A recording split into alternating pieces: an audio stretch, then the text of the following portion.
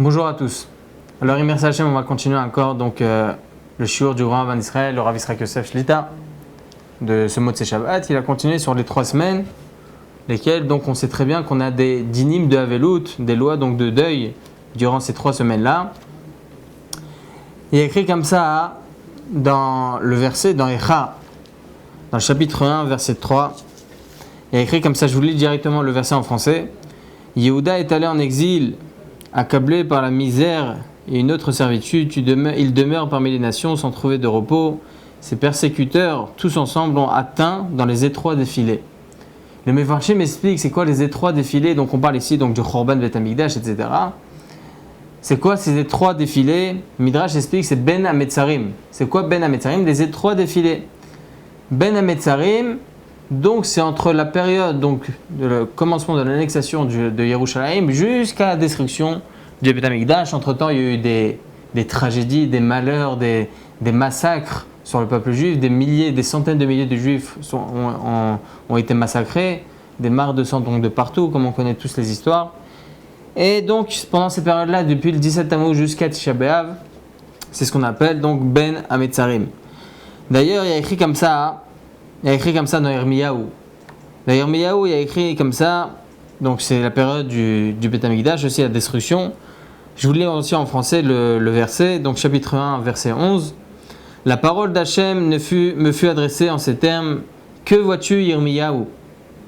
Il a dit, je répondis, donc c'est Yirmiyahu qui répondit, je vois un rameau de l'amandier. C'est quoi l'amandier? L'amandier, c'est l'arbre qui pousse le plus rapidement en 21 jours. La même chose, c'est quoi ces 21 jours-là? C'est ce qui sépare le 17 Tammuz jusqu'à Tisha B'Av. Donc ces 21 jours-là sont des moments de deuil et de persécution sur le Ham Israël, en lesquels donc Chachamim nous ont institué des moments de deuil et des lois de deuil. Donc on a 3 périodes. On a du 17 Tammuz jusqu'à Rosh Chodesh, de Rosh Chodesh jusqu'à la semaine de Tisha B'Av et la semaine de Tisha B'Av elle-même. Ces 3 périodes-là, ces 3 lois différentes, il y a plusieurs lois qui se rajoutent au fur et à mesure. Plus on se rapproche de Tisha B'Av, plus on a des lois de deuil. Donc, du 17 Tammuz jusqu'à Tisha B'Av, on n'a pas le droit d'écouter la musique et on n'a pas le droit non plus, on a 2 choses. Donc, du 17 Tammuz, on n'a pas le droit donc d'écouter la musique et on ne fait pas non plus la bracha de Shechianu sur un fruit, comme c'est rapporté dans le Shulchan Aruch. Depuis Rosh Chodesh, donc ça c'est depuis le 17 Tammuz, à partir du moment où arrive Rosh Chodesh, il y a 2 autres lois de deuil qui nous ont été instituées. C'est donc de ne pas manger de la viande et de ne pas se marier pour les Sfaradim. Pour les Ashkenazim, ils n'ont pas le droit de se marier depuis le 17 Tammuz. Pour les Sfaradim, c'est à partir de Rosh Chodesh. Rosh Chodesh, on a le droit de manger la viande. C'est que le lendemain de Rosh Chodesh. Donc, entre parenthèses, il faut savoir que cette année, Rosh Chodesh tombe vendredi. Shabbat interdit de faire des lois de deuil, donc on mange la viande comme à son habitude. Et à partir de Motzei Shabbat, pour ceux qui n'ont pas l'habitude de manger de la viande, à Melave Malka, alors on n'a pas le droit, donc on commence à ne plus manger de la viande à partir de Motzei Shabbat. Une personne qui a l'habitude de manger de la viande pour Melave Malka, il a le droit de manger donc les restes de Shabbat. Il n'y a aucun problème. Donc à partir de Rosh Chodesh, plus de viande et plus de mariage. Et Shavua Shechalbo, c'est la 3e période. Shavua Shechalbo, c'est quoi? C'est la semaine précédente, le jour de Tisha B'Av. Par exemple, si Tisha B'Av tombe mardi, alors on n'aura pas le droit de faire certaines choses. On a des lois de deuil qui se rajoutent aux autres lois de deuil depuis le dimanche jusqu'à Tisha B'Av, donc le mardi. Cette année, on n'a pas cette loi-là, on verra ça de suite. Et c'est quoi ces lois de deuil? On n'a pas le droit donc de se laver à l'eau chaude. On n'a pas le droit de mettre des habits qui sont propres. Okay, on est obligé de préparer les habits précédemment, donc le Shabbat d'avant ou bien le vendredi ou la semaine précédente. Donc des habits qui ont déjà été portés, qui n'ont pas été relavés. On n'a pas le droit non plus de se couper les cheveux pour les Sfaradim. Les Ashkenazim, il y en a qui sont marqués depuis le 17 Tammuz. Et on n'a pas le droit non plus, donc ce sont les 3 choses, donc on n'a pas le droit donc, de se laver, se couper les cheveux, mettre des habits propres et faire aussi la machine à laver. On n'a pas le droit donc ces 4 choses-là. Cette année, on n'a plus ces lois-là. Pourquoi? Parce que Tisha B'Av tombe quand? Tombe pendant Shabbat. Il est repoussé à dimanche. On avait parlé la semaine dernière, comment on considère ce jeûne-là, un jeûne repoussé. Est-ce qu'on considère ce jour-là comme étant un nouveau jour, que Chachamim sont venus, ils ont fixé un nouveau jour de jeûne, donc c'est dimanche, ou bien on le considère comme étant un jour de rattrapage, étant donné que pendant Shabbat, on peut pas jeûner. Il y a une différence à l'Afrique par rapport à cela. Comment on considère ce jeûne-là? Si on le considère comme étant un nouveau jour, alors c'est considéré comme étant dimanche. Donc à partir de dimanche, c'est le jeûne. Dimanche, c'est le jeûne.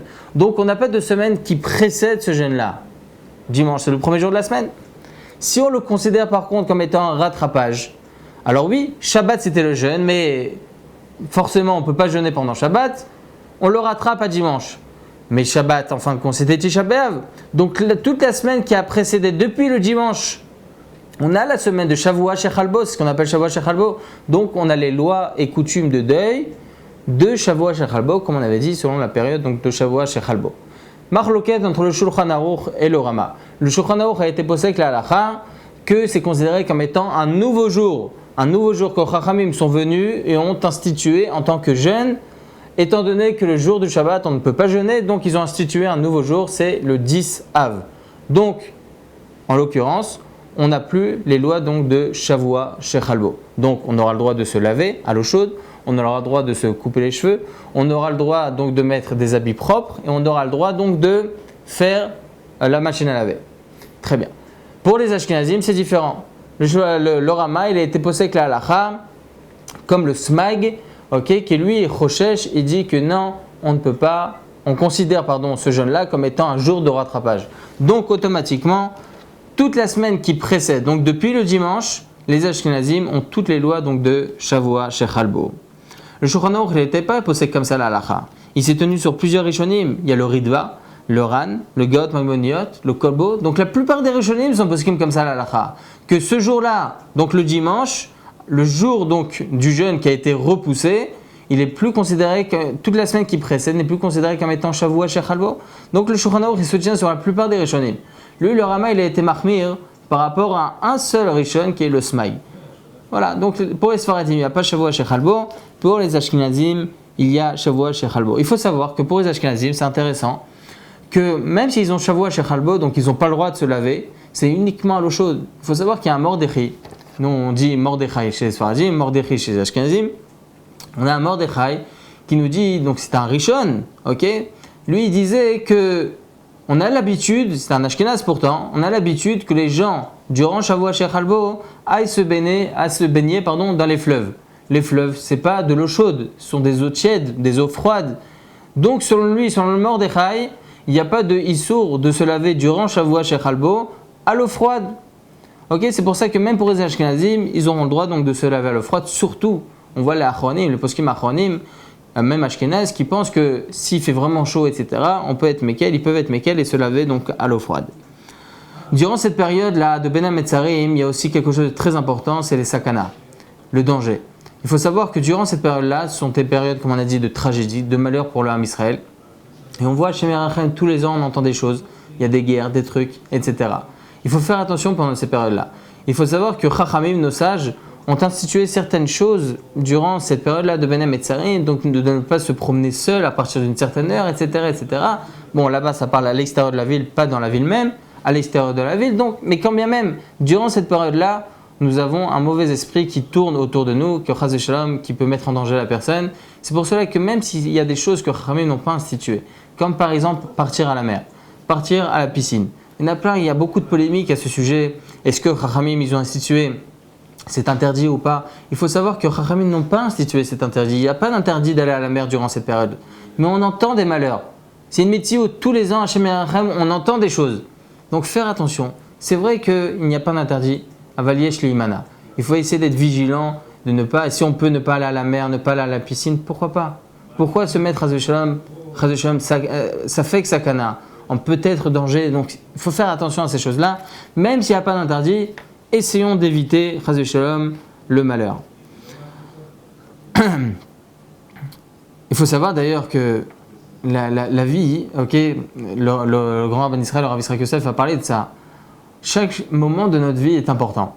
chaque moment où on peut faire une mitzvah, une personne met un tzitzit sur lui, chaque seconde il met quand même une mitzvah. Il y a écrit comme ça qu'à partir du moment où la personne, Hashem Yerachem, meurt, ou pas tour, mais colle à mitzvot. Il est donc destitué de toutes les mitzvot. Il a envie de faire une seconde, une mitzvah, mettre une seconde un tzitzit, il n'a plus la possibilité. Le RR de la vie est très important. On ne peut pas s'imaginer c'est quoi l'importance de la vie. Ad Kedikar que Chachamim nous ont dit que si Chaz v'Shalom, tu as une sakana pendant Shabbat, tu as un danger pendant Shabbat, tu peux te mettre en danger de mort. Tu es mechalel Shabbat. Kadosh Baruch Hu nous demande v'chai bahem v'lo sheyamutu bahem. La vie, elle est là donc pour vivre, elle n'est pas là donc pour Chaz v'Shalom mourir. Pour ça qu'il faut faire attention à la vie. On voit même des gens qui sont sur leur lit d'hôpital, donc qui sont mourants. Il y a certaines personnes, il y a la famille qui veulent, bon, on va débrancher. Pourquoi Chaz v'Shalom? Chaque seconde dans ce monde, c'est mechaper. Ça vient pour effacer des avérotes, ou bien pour rajouter encore pour le Olam Haba. Cette personne, elle ne fait rien. Elle se dit, qu'est-ce qu'elle dit la famille? De toute façon, elle ne fait pas de mitzvot, elle est allongée, elle est dans le coma. Mais non, ça ne veut pas dire qu'une personne, ça ne veut pas dire que, étant donné qu'elle est dans le coma, donc elle ne fait pas de mitzvot des fois, elle ne fait pas de mitzvot vraiment, elle ne fait pas d'acte de mitzvot. Alors ça veut dire que ça sert à rien d'être dans cette vie-là. Chaz v'Shalom, chaque seconde de notre vie, chaque seconde de souffrance qu'a cette personne-là allongée dans son lit, okay, elle est mechaperet, elle enlève, elle efface de ses avérotes qu'elle a pu faire dans le passé, elle est bonnée son Olam Haba, elle reconstruit encore son Olam Haba pour remonter encore, Imertsa Hashem, donc à 120 ans, on lui souhaite le plus longtemps possible. Quand elle va monter à 120 ans, elle pourra avoir donc un srout énorme dans le Olam Haba. Donc, il est vrai que certaines fois, Hashem Yerachem, on ne donne pas de hétérim ni de isurim. Maintenant, à ce moment-là, on vient juste expliquer les choses. Lorsqu'une personne, Chaz v'Shalom, elle peut être, c'est un légume par exemple sur son lit de mort. Certaines fois, oui, certains rabbanim autorisent donc de ne pas lui donner des médicaments. Mais Chaz v'Shalom, jamais lui débrancher. Chaz v'Shalom. Ça, il ne faut pas faire de maasé befoal, il ne faut pas faire koum ve'asé. Venir et faire un maasé, donc on va lui débrancher Chaz v'Shalom. Dans certains cas, encore une fois, chaque cas doit être demandé à des sommités rabbiniques, etc. Quel malade, on peut ne rien lui donner. Ça, c'est encore un autre cas, différent. Mais Chaz v'Shalom, jamais venir nous et faire des actions pour Chaz v'Shalom, engendrer la mort d'une personne. Chaz v'Shalom. Ça, c'est sûr et certain. Donc on voit le erreur de la vie. Faire attention pendant ces 3 semaines-là à notre santé, à notre vie. Autre chose, pendant cette période-là, donc on sait très bien qu'on n'a pas le droit d'écouter la musique. Pendant les 3 semaines, selon tout le monde, à partir du 17 Tammuz, on n'écoute plus la musique. Il faut savoir que tout vient du Magan Avraham. Le Magan Avraham, il dit « Lo osim rikudim umprolot ». On ne danse pas, on ne fait pas de ronde. Okay, de là, on a pris, donc, comme ça il est posé comme même le Rav Moshe Feinstein et tout la Acharonim, que durant cette période-là, on n'a pas le droit d'écouter donc, des sons musicaux avec des clichés, avec des instruments musicaux. Si ce sont des musiques sans instruments musicaux, il n'y a pas de problème. Mais s'il y a des instruments musicaux, ça devient interdit. D'ailleurs, même si les instruments ne sont pas en face de nous, même si on écoute même à la radio, même à MP3, n'importe, ça reste quand bien même interdit. Comme ça, il était posé avec le Rav Moshe Feinstein et tout la Achronim. Le Staipeler Bichlal, le père du Rabbi Chaim Kanievski, il était posé avec la halakha que même chanter de sa bouche sans instruments musicaux, c'est interdit sauf Shabbat. On n'est pas posé comme ça la halakha, on a le droit de chantonner, etc. Il n'y a aucun problème, même chanter pendant Shabbat, il n'y a aucun problème. Mais écouter donc une musique, une chanson avec des instruments musicaux, c'est interdit. Écouter la musique toute l'année, il faut savoir qu'à partir du moment où il y a eu le Chorban Bet Hamikdash, à partir du moment où il y a eu la destruction du Bet Hamikdash, on a eu certaines coutumes que l'on garde au jour d'aujourd'hui jusqu'à que Imertsa Hashem, il y a le Mashiach. Et ça toute l'année. Par exemple, un khatan, un marié, lorsqu'il va pour se marier, pendant qu'il est dans la plus grande joie de sa vie, qu'est-ce qu'on lui demande à faire? On lui demande de casser un verre. Pourquoi? Zecher la Chorban, se souvenir du deuil de la destruction du Bet Hamikdash. Tu es dans la plus grande joie maintenant, souviens-toi, un petit truc. La même chose, il y en a certains toute l'année qui n'écoutent pas la musique. En fait, ça c'est écrit directement dans la Gemara, que Marouk il a répondu directement à Chachamim, qu'on apprend un verset, qu'on n'a pas le droit d'écouter la musique. Depuis la destruction du Bet Hamikdash, on n'écoute plus la musique. Alors comment on écoute aujourd'hui? Alors il y a une grande marloquette. De quoi on parle? Il y en a certains qui pensent, comme le Rambam et tout ça, c'est seulement lorsqu'on écoute des musiques stam. Lorsqu'on écoute des musiques pour les Shabber, Boréolam, pour louer à Kadosh Baruch Hu, des musiques donc des musiques de Teilim, toutes les musiques que l'on entend religieuses aujourd'hui, ce sont des louanges à Kadosh Baruch Hu, etc. Ça, il n'y a aucun problème. On ne va pas s'attarder sur cela. Il faut savoir qu'à la Halem Maaseh, il n'y a pas donc d'interdit d'écouter la musique toute l'année, mais durant la période de Ben Hametzarim, il faut éviter, donc c'est interdit. Par exemple, lorsqu'on se trouve à une Siyum Masechet, donc on a terminé un traité de Gemara, on a le droit de mettre de la musique. Pourquoi? Parce que c'est Mishum Mitzvah. Ou bien lorsqu'il y a une Brit Mila. Il y a une Brit Mila, donc arrive le moment de la Brit Mila, on veut mettre de la musique, on a le droit de mettre de la musique. Le jour de la circoncision, lorsqu'on fait une fête avec un repas, etc., le jour de la Brit Mila, on n'a aucun problème donc de mettre la musique. Et même tous les participants à la circoncision ont le droit de se réjouir avec le Baal à Brit Mila. Pour la Birkat Shechianu, pour la Bracha de Shechianu, il faut savoir que tout vient du Sefer Hasidim. Le Sefer Hasidim, c'était ça il y a 700 ans, il était considéré comme un des Gdolei Israël à l'époque. Il a d'ailleurs eu comme élève le Sefer Trouma, le Rokeach, tous les Rishonim, plusieurs Rishonim, il a eu comme élève, donc le Sefer Hasidim. Et lui-même, il dit que les Chachamim de sa génération ne faisaient pas Shechianu, la bracha de Shechianu, sur un nouveau fruit, non pas sur un nouvel habit. D'ailleurs, le Maran HaShulchan Aruch, il a été posé que la halacha, Yesh li mana milevarech Shechianu, c'est écrit comme ça dans Siman Taf Kuf Nun Aleph, Shulchan Aruch, Yesh li mana milevarech Shechianu, pendant cette période. Il faut éviter donc de faire la bracha de Shechianu pendant cette période. Il y en a qui pensent que c'est interdit Birklal de faire la bracha de Shechianu, c'est seulement lorsqu'on arrive à un cas où on a fait la bracha de Boré Peraetz et on se rend compte donc il s'agit donc d'un fruit nouveau, donc à ce moment-là on lui permet donc de faire Shechianu. Mais les quatre là, il voit au marché, il voit un nouveau fruit, il a pas le droit de le prendre, faire Boré Peraetz et Shechianu. Selon la halakha, on n'est pas posé comme ça. Une personne qui voit un nouveau fruit, il sait très bien que ce fruit-là, il ne va pas se retrouver au marché après Tisha B'Av, il aura le droit de prendre ce fruit-là et faire Boré Peraetz et Shechianu.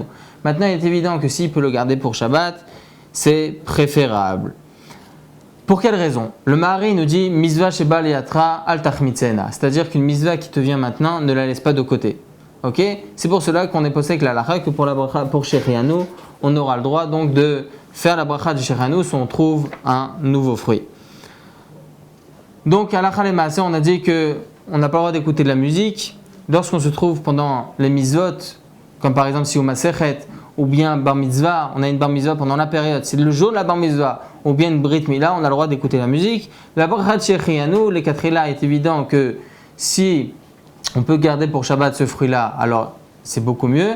Maintenant, si on ne peut pas le garder pour Shabbat, il est que maintenant, on ne peut pas faire autrement, on a le droit donc de faire la bracha de Shechianu. Chazak ou Baruch.